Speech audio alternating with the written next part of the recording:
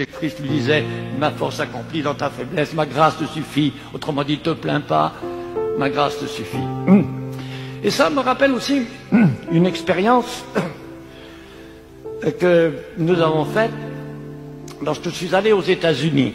Je suis allé une fois tout seul, avec ma petite mallette, avec mon billet qui m'avait coûté $99, c'était 500 francs environ.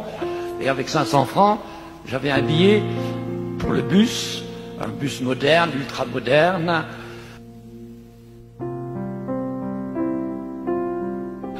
Et qui permettait de voyager 24 heures sur 24 à travers tous les États-Unis et pendant 3 mois. Pas cher. Ainsi, de ville en ville, j'ai contacté des centaines de gitans. J'ai rencontré une famille dont la maman était une Reinhardt, qui venait d'Angleterre et qui venait avant de France. Enfin, c'était la famille Reinhardt qui avait échoué là-bas. Et puis des Roms.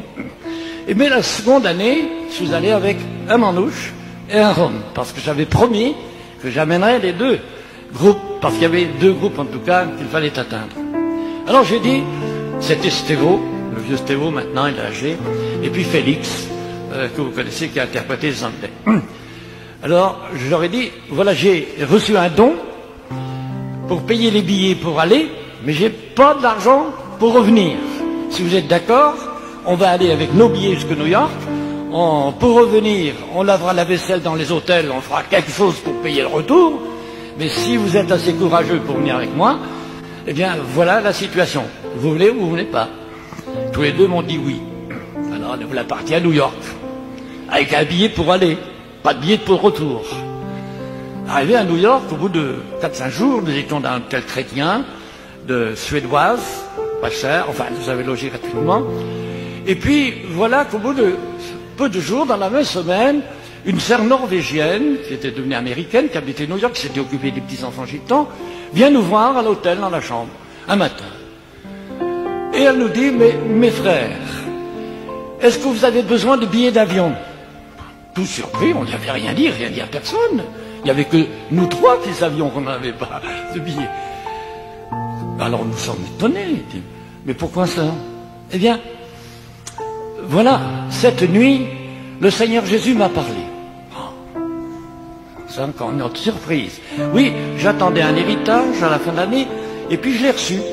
Puis cette nuit, le Seigneur Jésus m'a dit, tu vas aller trouver des frères qui arrivent de France, parce qu'on avait eu un contact avec elle avant, mais rapidement pour aller à l'hôtel. Tu vas aller trouver des frères de France, et tu vas leur dire, et tu vas leur payer des billets d'avion. Alors nous, ça nous a fait toc-toc, hein. On est content de savoir que Jésus s'occupe de nous. Alors elle nous a immédiatement emmenés, elle nous a posé la question, est-ce que vous avez vraiment besoin de billets d'avion? Alors on dit oui, on n'a pas nos billets de retour. Ben, venez avec moi. Elle nous a emmenés à l'agence et cache les billets d'avion payés. Pas besoin de laver la vaisselle, c'est formidable. Mais ce qui était formidable, ce n'est pas le fait qu'elle a payé les billets d'avion. Merci Seigneur quand il pourvoit à nos besoins. Ce qui m'a touché, et touché nos frères, c'est que Jésus avait parlé à cette sœur dans la nuit et lui avait dit, va payer des billets d'avion. Et elle ne savait rien. C'est Jésus qui lui a dit. Et c'est pourquoi c'est très important de savoir et de ne pas l'oublier que tous les jours et à tout moment, Jésus est avec nous. Et même s'il ne nous parle pas directement, même si c'est un silence, le silence de Jésus ne signifie pas son absence. Il est toujours présent en toutes circonstances pour nous aider.